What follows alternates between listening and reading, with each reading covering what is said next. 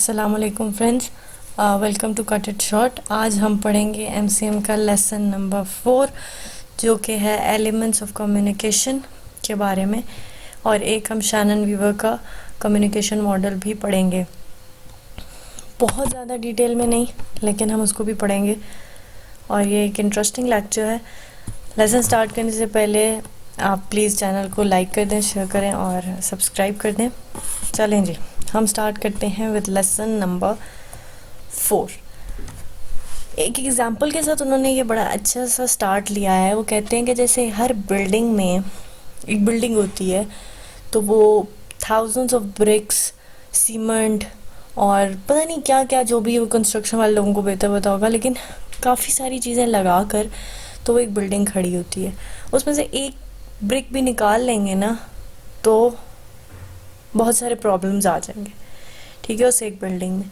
इस तरह हर एक चीज़ बहुत सारे छोटे छोटे कंपोनेंट से बनी होती है, छोटे छोटे एलिमेंट से बनी होती है, ठीक है।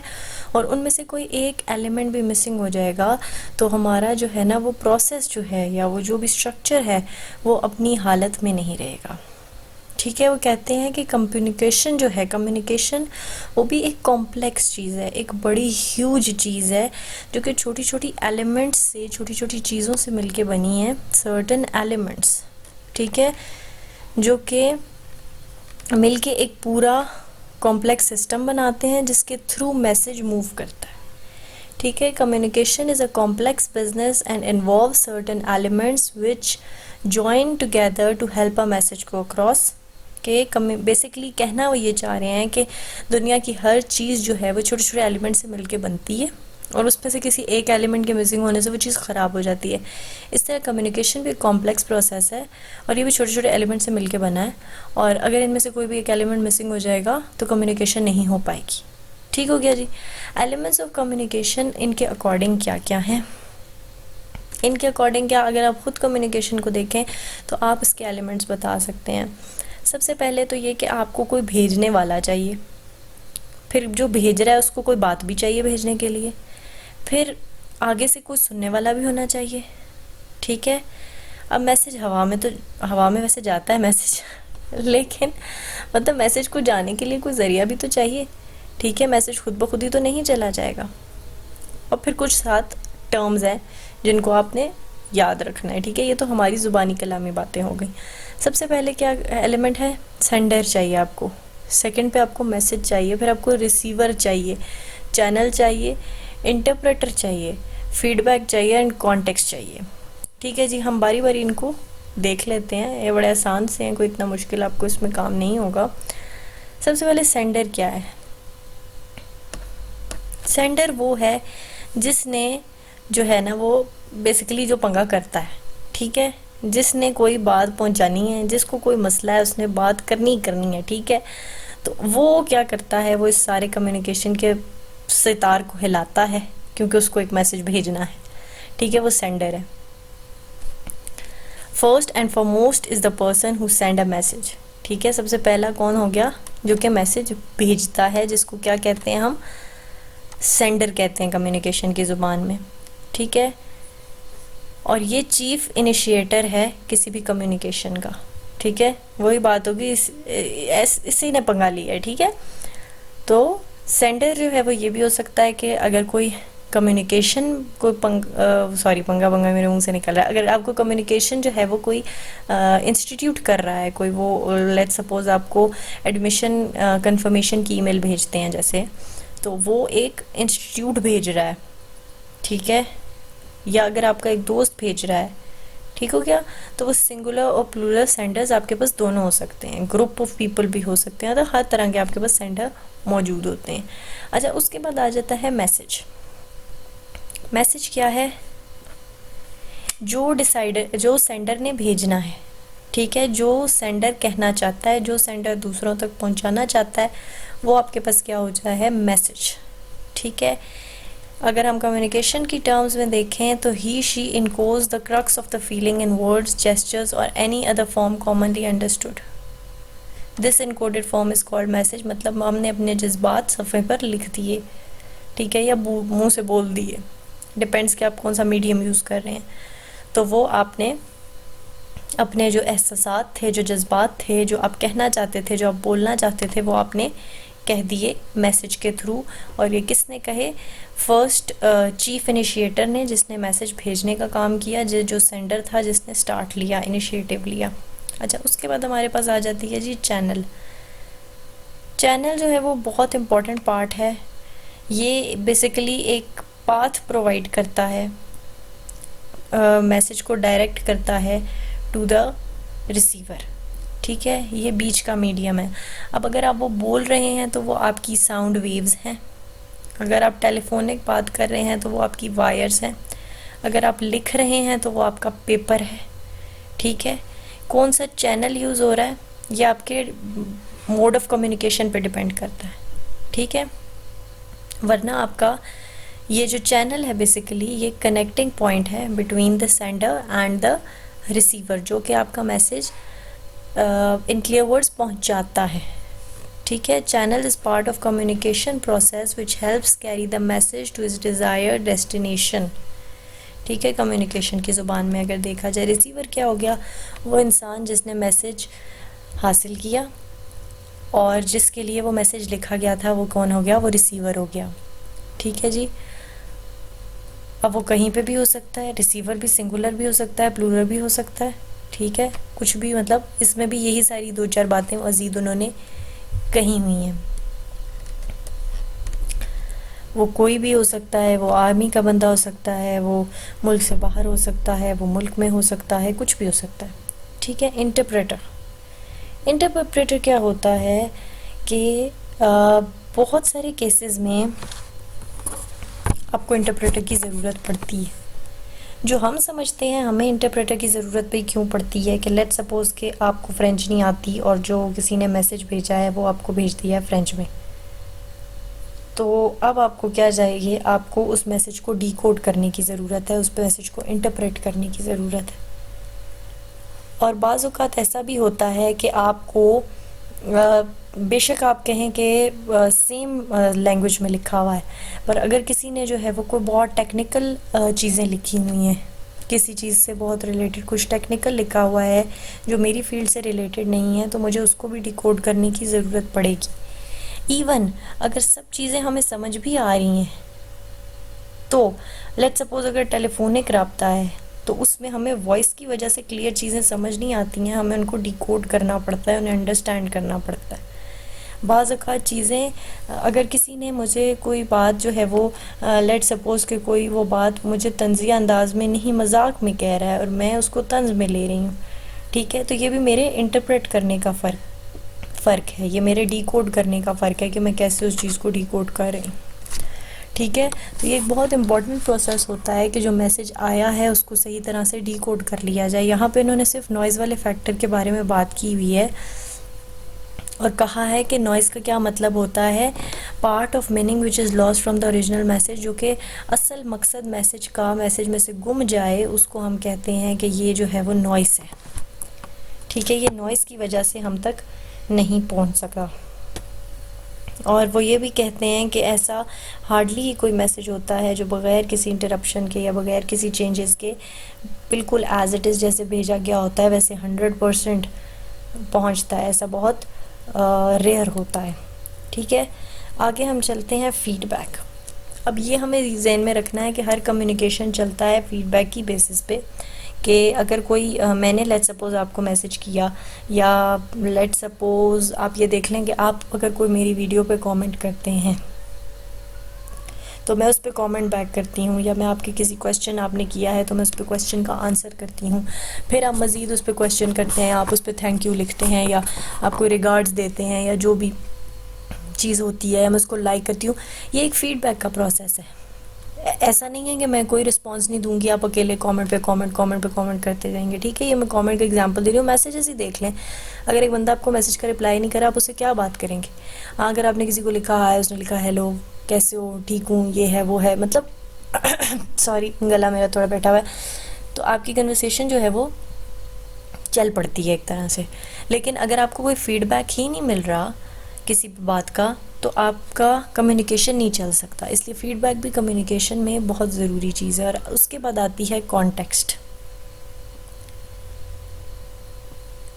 अच्छा जी, अब कॉन्टेक्स्ट का ताल्लुक जो है वो है इंटरप्रेटर से, जो मैं बात कर रही थी पहले भी, वो यही है कि बात किस कॉन्टेक्स्ट में हो रही है, इसको हमें डिकोड करना, सही तरह से डिकोड करना कम्युनिकेशन का एक बहुत ज़्यादा इम्पॉर्टेंट पार्ट है।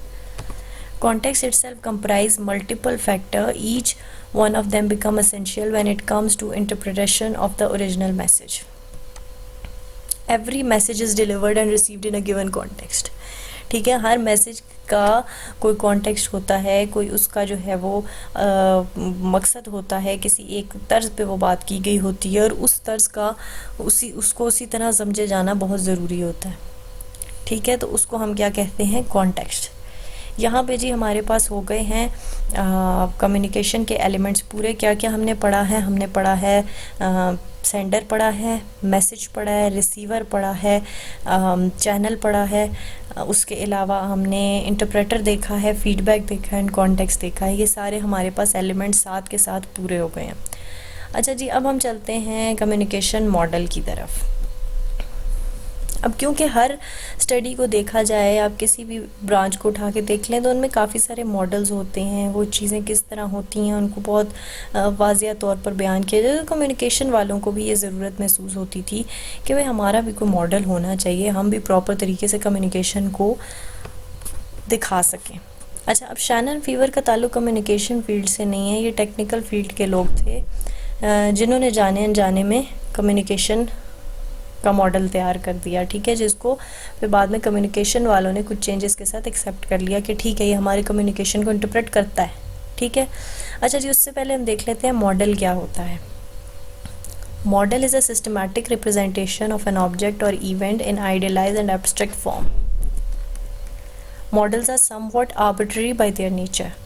ठीक है, मॉडल्स जो है वो चीज़ होते हैं जो कि मुश्किल से मुश्किल तरीन को चीज़ को भी आसान से आसान अल्फाज में बयान कर देते हैं और उन्हें समझना इंतहाई आसान हो जाता है। ये एब्स्ट्रैक्ट होते हैं, इनकी असल में कोई वजूद नहीं होता, ये सिर्फ एक पिक्चर की फॉर्म में होती है और ये वो फ्रीजिंग पिक्चर हमें बहुत सारी साइड्स ऑफ थिंग दिखा देती हैं, हम उन चीज़ों को बड़े अच्छे तरीके से समझ लेते हैं। लेकिन ये एक मेटाफर है, एक अजम्पशन है, ये एक एब्स्ट्रैक्शन है।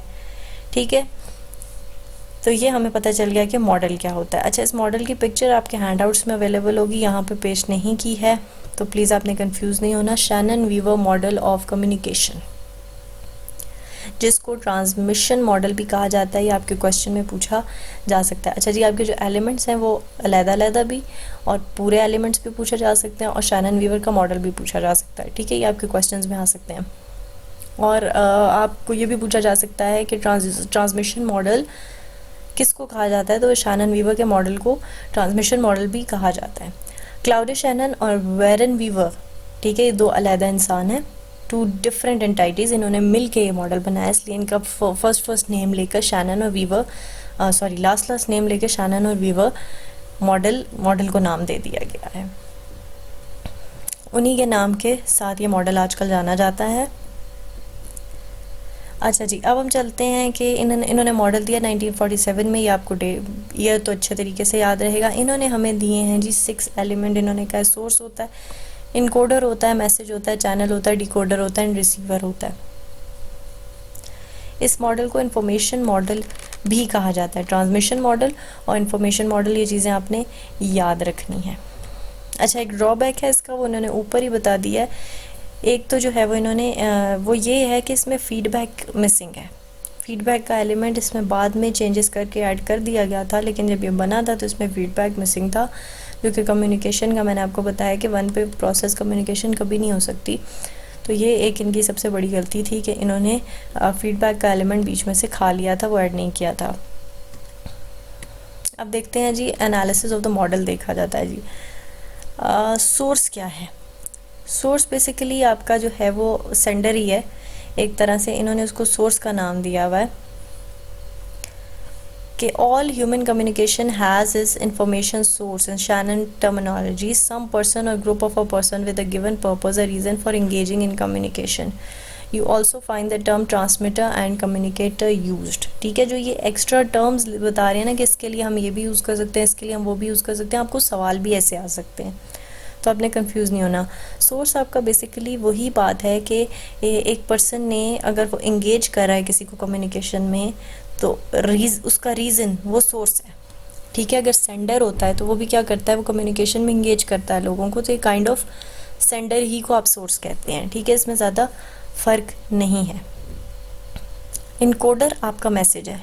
ठीक है, इनकोडर आपका मैसेज इस तरह है कि आपकी जो फीलिंग्स है, हमने देखा है ना कि हम उनको इनकोड कर देते हैं, आपने ऊपर पढ़ा है, तो ये उसी तरह आपका मैसेज है जिसने आप में इनकोड कर दिया। इसके लिए इनकोडर का टर्म यूज़ कर रहे हैं। यू एज द सोर्स, हम सोर्स हैं, हम सेंडर हैं, हम सोर्स हैं। Have to express your purpose in the form of a message, हमने मैसेज की फॉर्म में अपना पर्पस लिखा है, उसे इनकोड किया है। The message has to be formulated in some kind of code, जिसको हम क्या कहते हैं, इनकोड करना। ठीक हो गया जी। इस पे इन्होंने आपको एग्जांपल्स दी हुई हैं, जैसे in person to person communication आप क्या करते हैं। अच्छा, अब यहाँ पे उन्होंने ये भी आपको कहा है कि आप जब आपस में भी बात कर, अपने आप से भी बात करते हैं, उसमें भी कम्युनिकेशन यूज़ होता है, क्योंकि आपके जो नर्वस सिस्टम है और आपके बॉडी पार्ट्स हैं वो भी आपस में कम्युनिकेट करते हैं। ठीक है, और इस टाइप की आपको एक दो एग्जांपल्स दी हुई हैं। बेसिकली आपसे वही बात की गई है कि जो कोडर है या इनकोडर है वो क्या है, इनकोडिंग है, वो मैसेज करना है। In fact it is Wilbur Schramm's model of 1954 which place greater emphasis on the process of encoding and decoding. ठीक है, इन्होंने इनकोडिंग कहा है, मैसेज को इनकोडिंग एंड डीकोडिंग के प्रॉपर कॉन्सेप्ट को डिस्कस किया है विल्बर स्क्रैम्स ने। अच्छा जी, उसके बाद हमारे पास आ जाता है मैसेज। ठीक है, इनकोड हमने उस चीज़ को करना है, वो एक अलग चीज़ है, और ये हमारे पास मैसेज है। Message of course is what communication is all about. What is ever is communicated is the message. ठीक है, सोर्स आपके पास क्या है, वो सोर्स या वो वजह जिसकी वजह से आप मैसेज भेज रहे हैं। ठीक है, वो वजह या वो चीज़ जिसकी वजह से मैसेज भेजा जा रहा है या जिसकी वजह से कम्युनिकेशन हो रहा है। इनकोडिंग या इनकोडर, ठीक है, इनकोडर भी बेसिकली आपका सेंडर ही इनकोडर होता है, जो आपके मैसेज को, मैसेज जो है वो जो भी आप भेज रहे हैं उसको इनकोड करता है। ठीक है, अपनी फीलिंग्स को, अपनी चीज़ों को, जो भी उसने भेजना है उनको इनकोड करके लिखता है या उनको बोलता है। ठीक है, Denis McQuail in his book communication writes that the simplest way of regarding human communication is to consider it as the sending from one person to another of meaningful messages. ठीक है, ये इनकी बात को आप याद रख सकते हैं, ये आपसे पूछी जा सकती है। अच्छा जी, हम यहाँ पे एक और चीज़ उन्होंने बताई है कि the crucial question for communication studies is to what extent that does the message received correspond to the message transmitted. ठीक है, वही बात जो हमने ऊपर डिस्कस की कि कितना परसेंट मैसेज, ठीक है, उस हद तक समझा जाता है जिस तरह उसको ट्रांसमिट किया जाता है, जहाँ जिस तरह उसको समझाया जा रहा होता है। ठीक है, तो ये एक बड़ा इंपॉर्टेंट क्वेश्चन है, क्योंकि बीच में नॉइज़ का जो कॉन्सेप्ट है वो बहुत ज़्यादा देखने को मिलता है और मैसेज अपनी हालत में नहीं पहुंच पाता। अच्छा जी, चैनल हम पढ़ चुके हैं कि चैनल क्या है। चैनल आपके पास वो मीडियम है जिसके थ्रू आपका मैसेज ट्रैवल करता है। उसमें आपके पास जो है वो हिंड्रेंस आती है। हिंड्रेंस आपके पास फिज़िकल साउंड के थ्रू आती है। फ़िज़िकल साउंड क्या होती है जी? शैनन के अकॉर्डिंग फ़िज़िकल साउंड जो होती है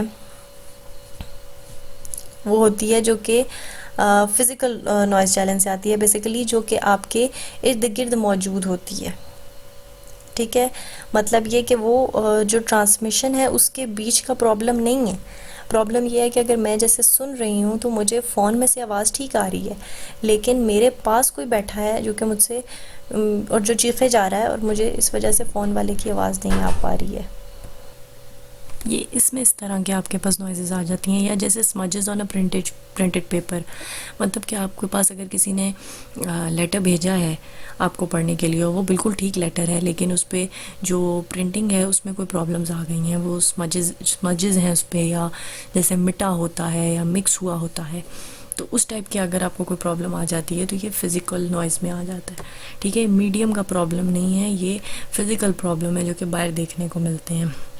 जो आपके पास सिमेंटिक नॉइज़ेस हैं, सिमेंटिक नॉइज़ेस बेसिकली आपकी वो होती हैं जो कि आपकी फिज़िकल नॉइज़ेज़ से तो आप इस तरह डील नहीं कर सकते। हाँ, सिमेंटिक नॉइज़ेज़ डिफ़ाइन करनी थोड़ी मुश्किल होती हैं, लेकिन हाँ, आप उन्हें एक्सपीरियंस के साथ समझ सकते हैं कि अगर ये वो चीज़ें आ जाती हैं, जैसे कि अगर मैं आपसे फ़्रेंच में बात कर रही हूँ और आप उर्दू समझते हैं, आप इंग्लिश समझते हैं, तो ये हमारे बीच में क्या आ गई है, सिमेंटिक नॉइज़ आ गई है।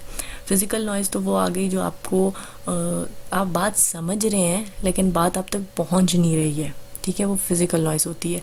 नॉइज़ डजंट मीन कि वही शोर वाली टर्म, वो नहीं है। और जो सिमेंटिक नॉइज़ है वो टर्म है, मतलब जो कि बात आपको समझ ही नहीं आ रही, आप तक पहुंच रही है, आप तक समझ ही नहीं आ रही। कोई आपसे टेक्निकल बात हो रही है, आपकी फील्ड से रिलेटेड नहीं, तो आप उसे नहीं समझ पाएंगे। अगर आपसे लैंग्वेज दूसरी यूज़ हो रही है, आप उसको नहीं समझ पाएंगे। अच्छा जी, डिकोडर क्या हो गया, वैसे ही जैसे मैसेज इनकोड हुआ था, उसको अब उसको डिकोड करना है, उसको सामने वाले बंदे ने समझना है, वो हमारे पास हो गया डिकोडर। मे बी वो लैंग्वेज दूसरी है, मे बी वो आपको किस कॉन्टेक्स्ट में है बात, उस सारी बात को समझना, ये डिकोडिंग का प्रोसेस है। आपने उस सारी बात को डिकोड किया, आपने उस सारी चीज़ को समझा, वो जिस भी टर्म में थी, जिस भी कॉन्टेक्स्ट में थी, जिस भी ज़ुबान में थी, सब कुछ। रिसीवर हमारा सेम है, जो हमने पहले रिसीवर की तरह पढ़ा है, जो बात सुन रहा है, जिसके लिए मैसेज इनिशिएट किया गया है, जिस तक मैसेज पहुंचाया गया है। मैं थोड़ा सा इसको आगे से तेज़ करूँगी क्योंकि टाइम ड्यूरेशन ज़रा ज़्यादा हो गई है। तो ये हमारे पास हो गया रिसीवर।